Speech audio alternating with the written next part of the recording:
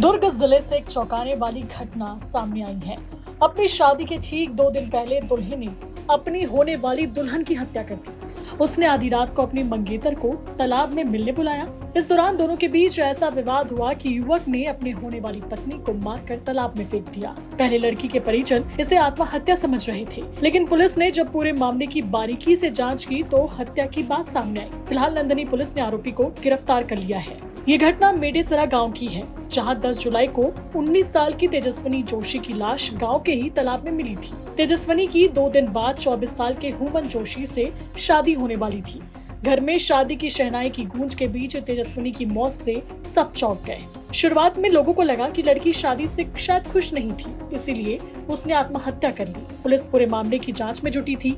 इस बीच मृतका के मंगेतर का मोबाइल लोकेशन घटना के समय तालाब के पास मिला। कॉल डिटेल्स भी जब खंगाली गई तो पता चला कि तेजस्विनी की आखिरी बात उसके मंगेतर से हुई है। ऐसे में पुलिस ने उसे हिरासत में लेकर जब पूछताछ की तो आरोपी ने अपना जुर्म कबूल कर लिया। बताया जा रहा है कि लड़का लड़की दोनों शादी से खुश नहीं थे और परिवार वालों के दबाव से शादी कर रहे थे। आरोपी ने पुलिस को बताया कि 9 जुलाई की रात उसने कॉल करके लड़की को तालाब के पास मिलने बुलाया। इस बीच शादी की तैयारियों को लेकर तेजस्विनी अपने मंगेतर को ताना मारने लगी। लड़की ने उससे कहा जब शादी की तैयारी ठीक से नहीं कर सकते थे तो शादी के लिए हाँ क्यों बोला। इसे लेकर दोनों के बीच कहासुनी हो गई और गुस्से में आकर आरोपी ने अपनी मंगेतर को तालाब में डुबोकर मार दिया और वहाँ से निकल गया।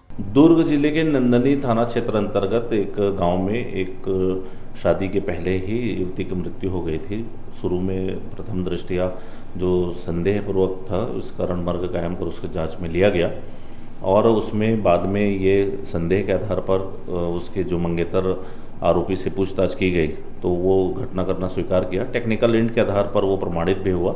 इस आधार पर उसके मंगेतर को गिरफ्तार कर जेल दाखिल किया गया है। जहाँ पर मृतका का घर था उसी के पास एक तालाब था तो वो रात में मिलने गया था और बातचीत हुआ, उनका विवाद हुआ। आपसी विवाद के चलते उसने वहीं पर उसको तालाब में डुबा दिया था। बता दें कि मृतका के पिता राजेश जोशी ने अपने 3 बच्चों की शादी एक साथ करने की तैयारी की थी। तेजस्विनी की शादी के साथ ही उसकी बहन और भाई की शादी होने वाली थी। जिस दिन तेजस्विनी की लाश मिली उसी दिन उसके भाई की बारात निकलने वाली थी। तेजस्विनी की लाश मिलने के बाद उसके भाई और बहन की शादी की सभी रस्में रोक दी गई है। फिलहाल पुलिस आगे की कार्रवाई में जुटी हुई है। दुर्ग से रघुनंदन पंडा की रिपोर्ट, छत्तीसगढ़ तक।